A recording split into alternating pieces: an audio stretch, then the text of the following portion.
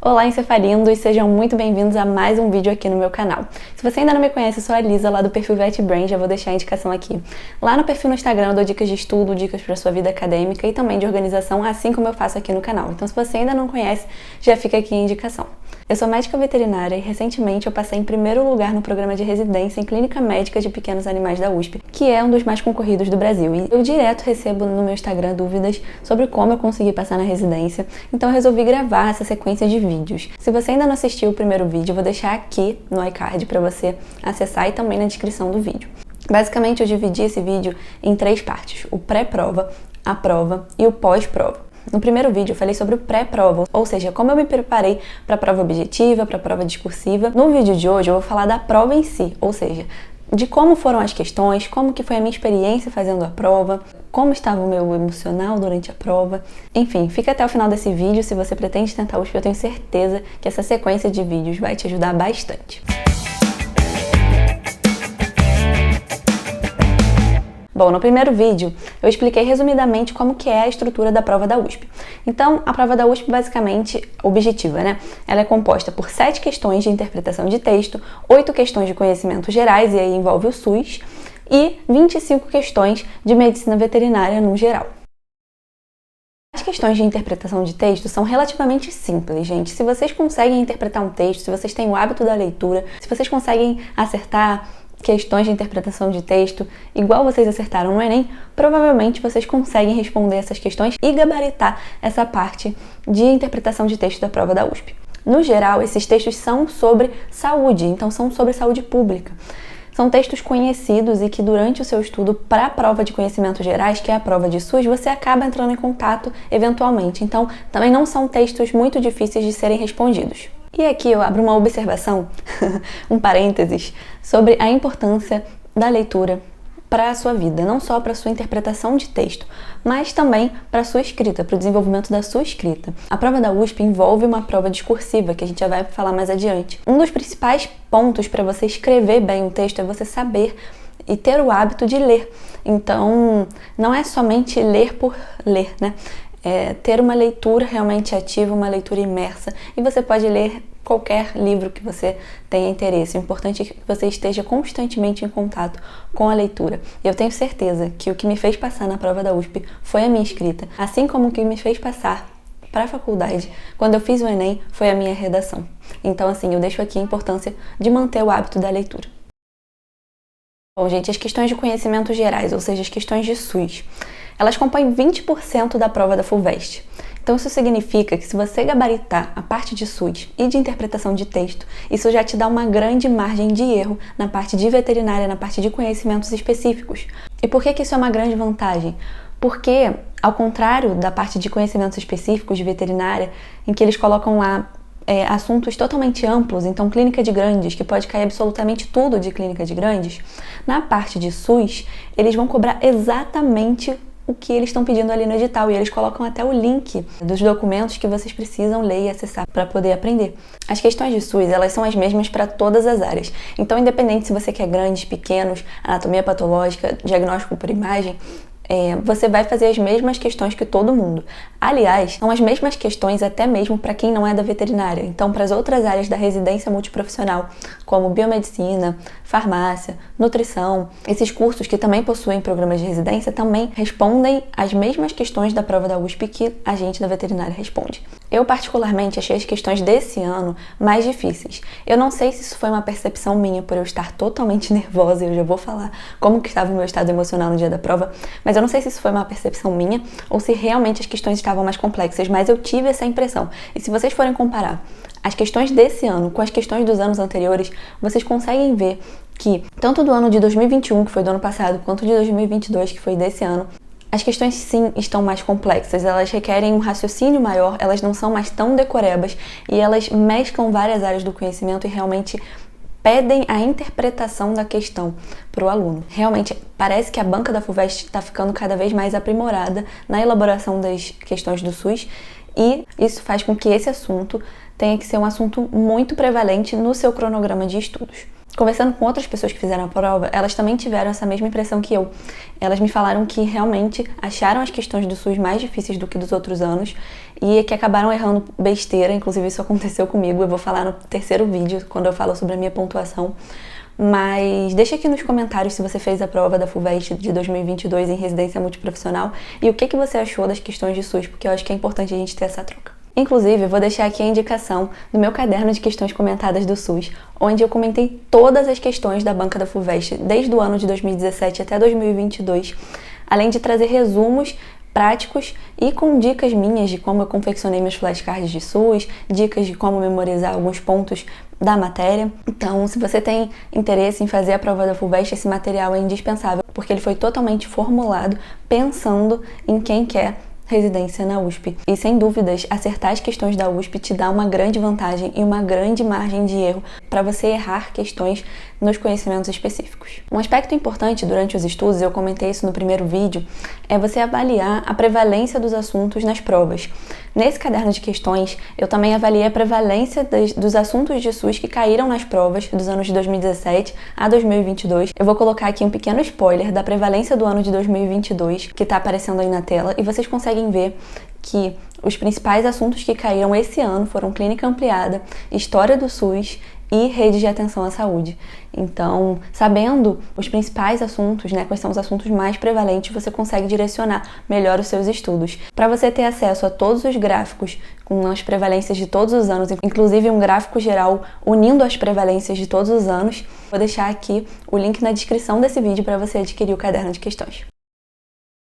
Bom, as questões específicas de veterinária, gente, como eu disse para vocês no primeiro vídeo, cai um pouquinho de tudo. Então cai clínica de pequenos, patologia clínica, clínica de grandes, cirurgia, anestésio, diagnóstico por imagem e por aí vai. Eu não achei as questões desse ano tão complexas de veterinária. Acredito que pelo fato de eu ter estudado bastante durante o ano, todas as áreas, e como eu já falei para vocês, o lado bom da prova da FUVEST cobrar um pouco de tudo é que eles não vão cobrar nada mirabolante, nada muito raro. Então, geralmente vão cair assuntos generalistas. O que me surpreendeu nessa prova, e que quando eu estava fazendo a prova eu não acreditava, eu tive que piscar várias vezes e raciocinar para ver se realmente estava acontecendo aquilo, foi o fato de que eles repetiram 3 questões de provas dos anos anteriores. Eles repetiram igual, eles simplesmente deram um Ctrl+C e Ctrl+V. Eu fiquei chocada com isso, eu nunca imaginava na face da Terra que uma banca da FUVEST ia repetir questão. Isso deu uma vantagem para as pessoas que tinham feito provas antigas. Por isso, gente, eu coloco aqui a importância de você fazer as provas antigas como simulados. Se eu não tivesse feito as provas antigas, talvez eu perderia 3 questões assim de graça. E foram 3 questões na prova que eu acertei porque eu já tinha feito provas anteriores e eu sabia de cor as respostas. Foram uma questão de hérnia, vou colocar aí na tela, uma questão de hérnia, uma questão de limpeza de feridas e uma questão de alterações cadavéricas. Vamos falar agora de prova discursiva. Vou falar da minha realidade, que foi a prova de clínica médica de pequenos animais e também que foi a prova de quem queria cirurgia de pequenos animais. Porque na prova discursiva cai um caso clínico cirúrgico da sua área de atuação. Então, se você quer grandes, vai cair um caso de grandes. Se você quer pequenos, vai cair um caso de pequenos. No site da FUVEST vocês conseguem encontrar essas provas discursivas. É só vocês acessarem o link que eu vou deixar aqui na descrição desse vídeo. E aí no edital eles colocam os critérios que eles utilizam para corrigir as provas. Eu vou deixar aqui na tela para vocês darem uma olhada. Os critérios que eles consideram são compreensão do enunciado. Então, se você tem a capacidade realmente de interpretar o que eles estão pedindo para você naquela questão. Adequação conceitual, ou seja, se você consegue mobilizar os conhecimentos que você já tem, a sua bagagem de conhecimento e colocar ali naquela resposta. Por último, coerência discursiva, ou seja, se você é capaz de mostrar para a banca que você sabe aquilo, ou seja, se você consegue articular suas ideias, consegue adequar seu português. E por isso, gente, que eu deixo aqui mais uma vez a conscientização da importância de uma boa escrita. E para você ter uma boa escrita, você tem que começar lendo bastante. Então, se você lê muito, se você é um bom leitor, você vai ser um bom escritor, porque a gente aprende muito enquanto a gente está lendo. no nosso subconsciente já vão ficando armazenados padrões de escrita e a gente consegue passar isso para o papel quando a gente é botado à prova. E vejam só que interessante, 2 tópicos desse ponto no edital, né, desses critérios que eles avaliam as provas discursivas, estão relacionados não ao seu conhecimento técnico, mas à sua capacidade de interpretação de texto e de escrita, de articulação de ideias e de expressar essas ideias. Claro que você precisa saber ter o conhecimento técnico para poder responder as questões, só que eles avaliam também a sua habilidade como pessoa pensante e como escritor, digamos assim, como pessoa que vai redigir um texto. O que caiu na minha prova? Caiu um caso de piometra, em que eles apresentavam um caso clínico, eu vou deixar aqui na tela para vocês verem, de uma cadela apresentando sinais muito compatíveis com um quadro de piometra. Além disso, eles apresentavam exames laboratoriais e exames de imagem que eram compatíveis com esse quadro. E a partir disso, eles fizeram 3 perguntas. Perguntaram qual era o diagnóstico presuntivo e pediam para a gente justificar, né, baseado nos achados do exame físico, nos achados dos exames complementares. Essa questão, especificamente, eu achei relativamente simples, inclusive, na hora eu até fiquei pensando, será que é mesmo piometra? Porque, meu Deus, é uma banca da FUVEST, será que eles estão pedindo um caso assim mesmo? E sim, gente, eles não vão pedir coisas mirabolantes.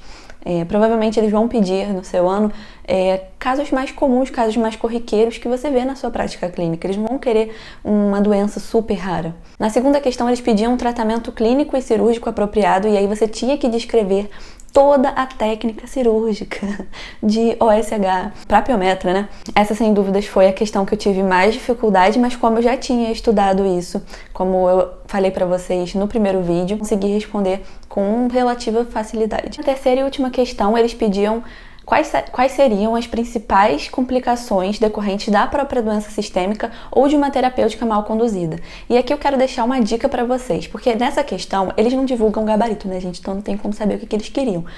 Mas o que eu coloquei e também o que eu acho que eles queriam nessa questão era que a gente discorresse um pouco sobre SIRS, né, que é a Síndrome da Resposta Inflamatória Sistêmica, sepse, ou então a possibilidade de SID, que é a coagulação intravascular disseminada. Voltando ao que eu tinha falado até no primeiro vídeo sobre você identificar padrões e o fato de eu ter identificado os padrões da prova discursiva da USP e ter visto que caem em casos de abdômen agudo, e considerando que sepse é uma das maiores complicações envolvidas em casos de abdômen agudo, se você estudar sepse e dominar esse assunto, você meio que tem uma carta na manga para esse tipo de questão. Então, não necessariamente vai cair uma questão na discursiva da prova da USP sobre complicações de abdômen agudo, mas se isso cair, você já tem essa carta na manga aí que vai te ajudar a responder com tranquilidade pelo menos uma das questões discursivas. Fizeram uma pergunta muito interessante lá no Instagram, perguntando se existe uma estratégia para você fazer a prova. E assim, a estratégia, na verdade, é tentativa e erro. Eu não cheguei a abordar muito isso, inclusive foi uma coisa que eu percebi gravando esse vídeo de agora, não cheguei a abordar muito isso no primeiro vídeo que eu gravei sobre a minha preparação. Mas eu usei e abusei dos simulados, então eu peguei as provas antigas e além de analisá-las, eu usei como simulados. Como é que eu fazia meus simulados?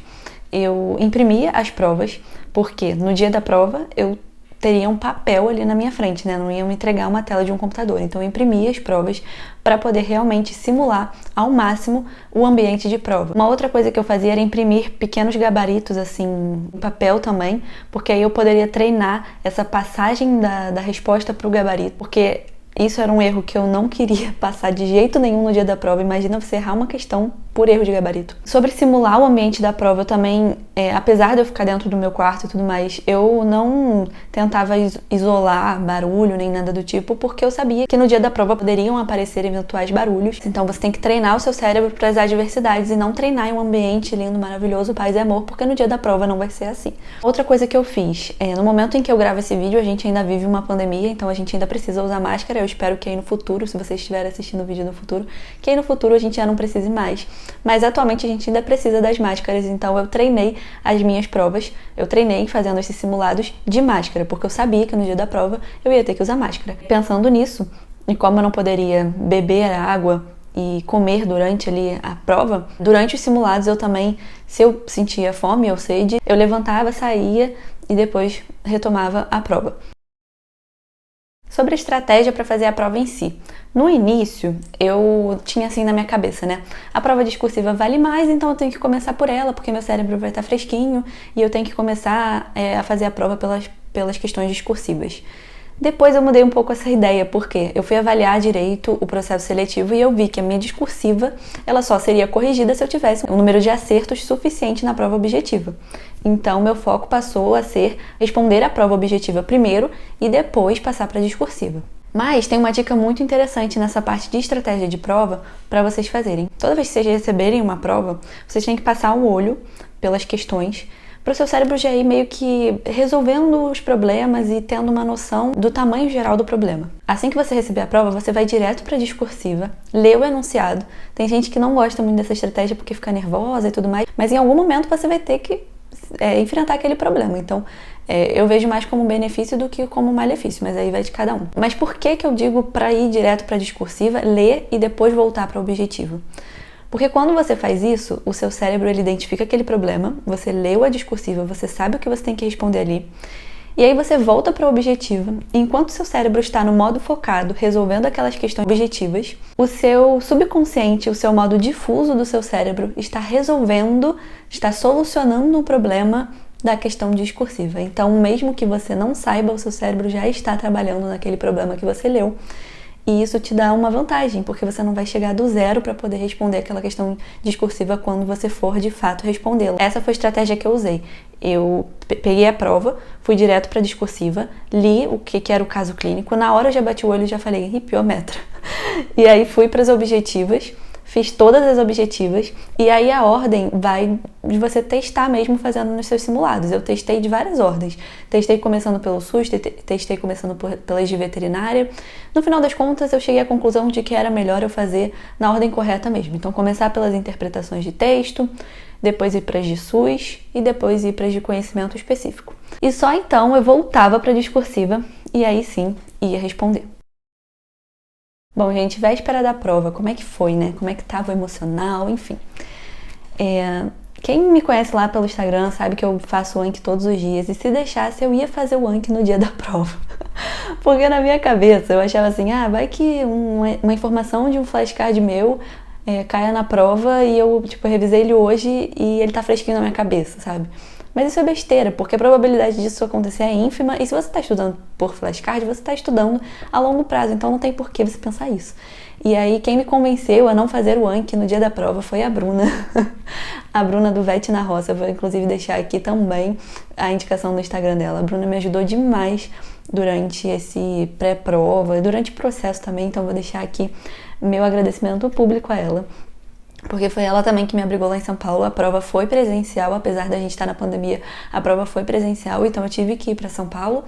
E ela mora bem pertinho da USP, então isso já me facilitou a não chegar atrasada, enfim. E eu dormi lá na véspera, né, da prova. Então, no dia anterior eu cheguei, e aí eu dormi lá, e no dia seguinte almocei e tudo mais, e fui fazer a prova, que foi à tarde. Véspera da prova não é o momento pra gente ficar estudando, entrar em assunto novo. O que era pra gente ter aprendido até ali já aconteceu. Então não é pra gente ficar querendo aprender coisas novas na véspera da prova. É pra gente realmente descansar. E apesar de eu estar muito ansiosa, o que eu fiz na véspera da prova? Peguei os principais assuntos que eu achei que fosse cair na discursiva e revisei os principais pontos, assim, inclusive piometra foi um desses assuntos, porque eu queria que esses assuntos estivessem fresquinhos na minha cabeça. E além disso, fiquei conversando com a Bruna, mas assim, de uma forma muito informal, não foi um estudo, foi só uma conversa mesmo, sobre os principais casos de grandes, então as principais afecções que ela vê no hospital, e aí eu fui falando que eu sabia dessas afecções e foi uma forma também de revisar alguns pontos de grandes que eram um ponto fraco meu e conversar ali com a Bruna. Então não foi um estudo de fato. Um outro ponto importante de ser falado é a alimentação. Evitar comer coisas gordurosas na véspera da prova, coisas que você não está acostumada. Por exemplo, eu levei, inclusive, comida da minha casa para casa da Bruna. Então eu levei comida do Rio para São Paulo para poder não alterar nada na minha dieta. Porque, assim, tem as coisas que a gente não controla e isso está muito envolvido, né, com a nossa ansiedade. E tem as coisas que a gente pode controlar. Então o que eu pude fazer para controlar, eu fiz.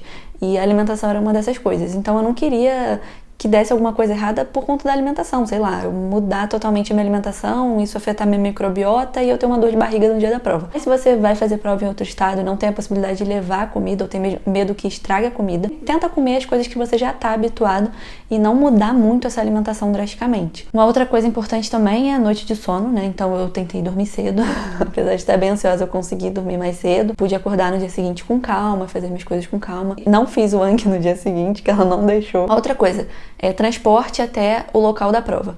E você se programar e saber exatamente onde é a sua prova.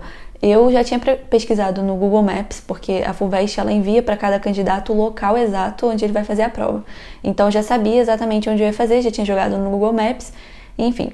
Só que apesar de eu estar hospedada ali nos arredores da USP, tá bem pertinho, eu peguei um Uber, porque lá dentro da USP é muito grande e é muito fácil de você se perder, ainda mais se você não conhece. Então eu não queria correr risco nenhum de me perder lá dentro e acabar me atrasando para a prova por uma besteira dessas. Então eu peguei um Uber, ainda peguei com uma antecedência para não dar tempo do Uber, né, cancelar a corrida, enfim. Peguei o Uber, ele me deixou na porta do lugar onde eu tinha que fazer a prova e eu cheguei com 1 hora de antecedência e fiquei lá esperando os portões abrir. Foi uma espera bem difícil porque a hora demora para passar. Nesse momento eu fiquei mandando mensagem, né, para as pessoas que eram importantes para mim e fiquei tentando mentalizar que fosse uma prova boa, que eu conseguisse manter a calma. E foi isso, mas eu tava muito, muito, muito ansiosa e eu tava vivendo como se a minha vida dependesse daquela prova. Eu não recomendo isso para ninguém.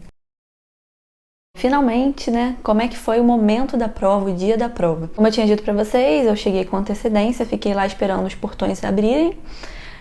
Nisso eu já fui, encontrei a minha sala, lembrando que, como a gente está vivendo um momento de pandemia, tem que ir de máscara, enfim, respeitar, né, isso.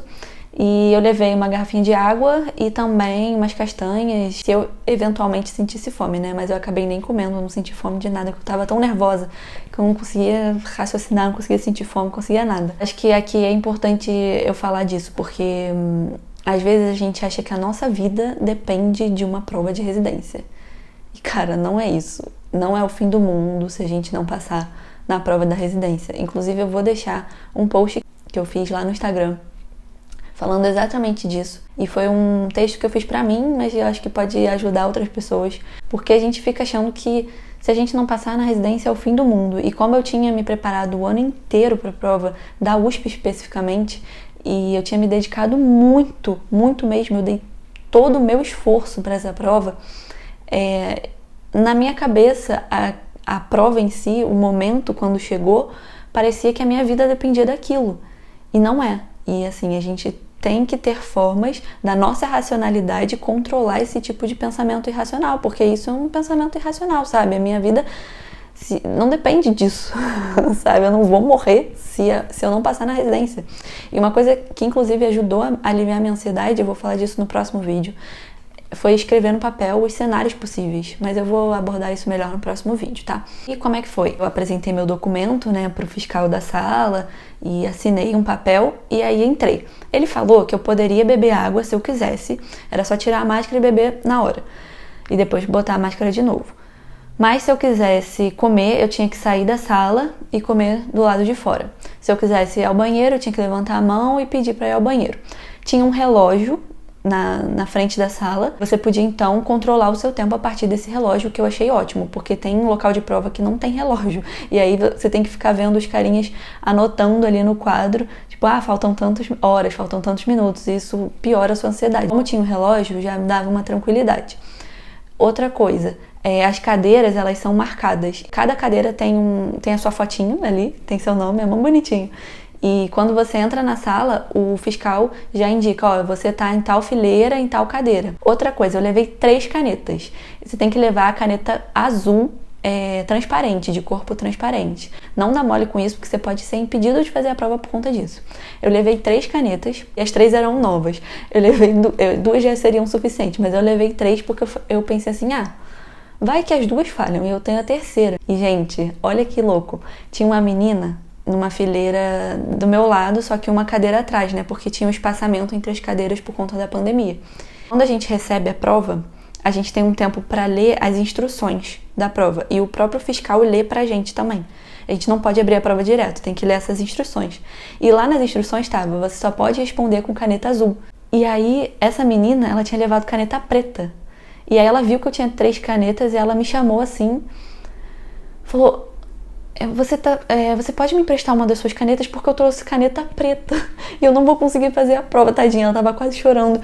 Aí eu, claro, na hora eu ainda falei assim, eu sabia que alguém ia precisar e dei a caneta pra ela.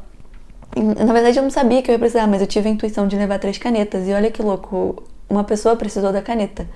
E parecia muito coisa do destino, assim, na hora eu senti eu não sei explicar, eu senti uma energia muito boa, assim, de altruísmo mesmo e de cooperação, que é uma das coisas que eu acredito, né?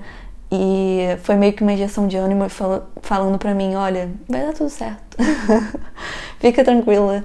E, enfim, eu achei legal essa situação que aconteceu. E aí fica a dica pra vocês levarem aí 3 canetas, porque vai que alguém precisa.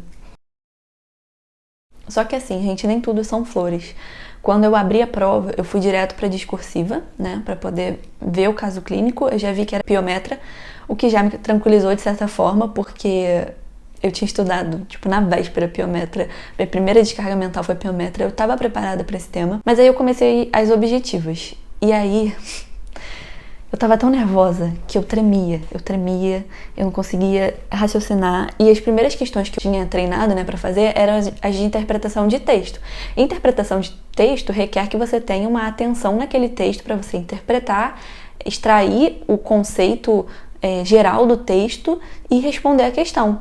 E eu não tava conseguindo me concentrar no texto. Eu lia 3 vezes a mesma frase e eu não me concentrava. E aí aquilo começou a me deixar muito ansiosa, porque eu falei, meu Deus, não vai dar tempo. Se eu ficar assim, se eu demorar isso tudo pra conseguir responder uma questão, não vai dar tempo. E aí eu comecei a pirar, e eu entrei num looping horrível. E eu acho que eu fiquei uns 10 minutos assim, tentando ler, tentando entender, tentando ler, tentando entender. Até que eu acho que a adrenalina foi abaixando. Aí eu fui respirando, a adrenalina foi abaixando, eu conseguia responder as questões de interpretação, fui passando por elas. Cheguei nas de SUS. A minha meta era gabaritar a SUS. Eu vou falar disso no próximo vídeo, que eu vou contar pra vocês quanto que eu pontuei em cada área. Mas a minha meta era gabaritar a SUS, então eu não me permiti errar. E esse fato de eu não ter me permitido errar me deixou muito ansiosa também. Logo na primeira questão de SUS, eu já achei ela muito confusa e dúbia. Eu tava com dúvida entre as alternativas. E aí eu falei, ferrou, eu não vou gabaritar o SUS, ferrou pra mim, eu não vou passar, não sei o quê. Então, assim, gente, a dica que eu dou é não deixar se contaminar por esse tipo de pensamento. Foca em uma questão de cada vez. Não foca se ela tá difícil, se você vai passar ou se não vai passar. Isso é pra você pensar depois. Na hora da prova, é pra focar na prova. E uma questão de cada vez. Tá, fiz as questões de SUS. Algumas eu tinha certeza absoluta, isso já foi me dando confiança.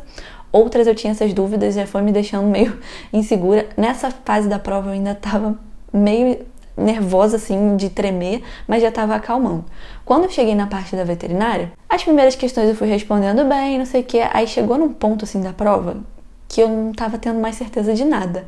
Aí eu falei, ferrou, eu tô com dúvida em muitas. Aí, de novo, esses pensamentos, não vai dar, ferrou, não sei o que. Até que eu vi as questões que se repetiram, que eu falei pra vocês. Aí eu falei, não é possível. 3 questões já tem garantido. Aí isso já me deixou bem. Aí eu fui respondendo outras questões e depois que eu terminei de responder todas as objetivas, eu fui para a discursiva. Nesse momento da discursiva, eu comecei a tremer de novo. Eu não sei o que aconteceu, gente. Eu tremi essa prova toda. Olha, eu fiquei muito nervosa. Eu nunca tinha ficado nervosa em toda a minha vida por uma prova. Eu acho que foi porque realmente eu coloquei um peso muito grande nela. E eu não aconselho vocês a fazerem isso. A sua vida não é uma prova de residência. E prova de residência acontece todo ano. Fica tranquilo, sabe? Faz o seu melhor, dá o seu melhor e o que for pra ser, vai ser. Porque a sua parte, se você fizer bem feita, você já tem meio caminho andado. Aí os outros fatores que são sorte, fatores que não dependem de você, aí você não tem como controlar mesmo. Aí eu fui pra discursiva. E aí eu fui respondendo as discursivas.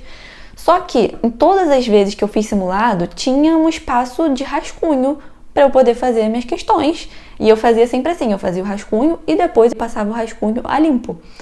E ali só tinha espaço para uma página de rascunhos, e eram 3 questões. Então, 2 questões eu fiz com rascunho e uma questão eu fiz direto. No final das contas, eu terminei a prova com tempo, acho que ainda sobrava quase 2 horas de prova. Eu consegui revisar todas as minhas questões objetivas. E aí, nesse meio tempo, eu troquei umas 2 questões e errei por trocar. Enfim, foi basicamente assim a minha experiência fazendo a prova da USP. Foi uma montanha russa de sentimentos. Ora eu tava muito ansiosa, tremendo, ora eu me acalmava, depois ficava ansiosa de novo, depois me acalmava. Se eu pudesse dar uma dica, é realmente essa, de você colocar na sua cabeça que você deu o seu melhor, aceitar a ansiedade porque ela vai acontecer, mas não levar essa prova como se fosse assim na sua vida, porque ela não é. Chegamos ao final dessa parte 2, onde eu falei pra vocês como que é a prova, e no próximo vídeo, que vai ser a parte 3, eu vou falar do pós-prova. Então, quanto que eu acertei em cada área, qual foi a minha porcentagem de acertos, quanto que eu pontuei na objetiva, quanto que eu pontuei na discursiva, como que foi a análise de currículo, como que foi esperar o resultado e quais foram as minhas principais dificuldades durante todo esse processo seletivo. Então, se você não quer perder os próximos vídeos, já se inscreve aqui no canal, deixe seu like para apoiar esse conteúdo e compartilha com os amigos que pretendem tentar residência na USP. É isso e até o próximo vídeo.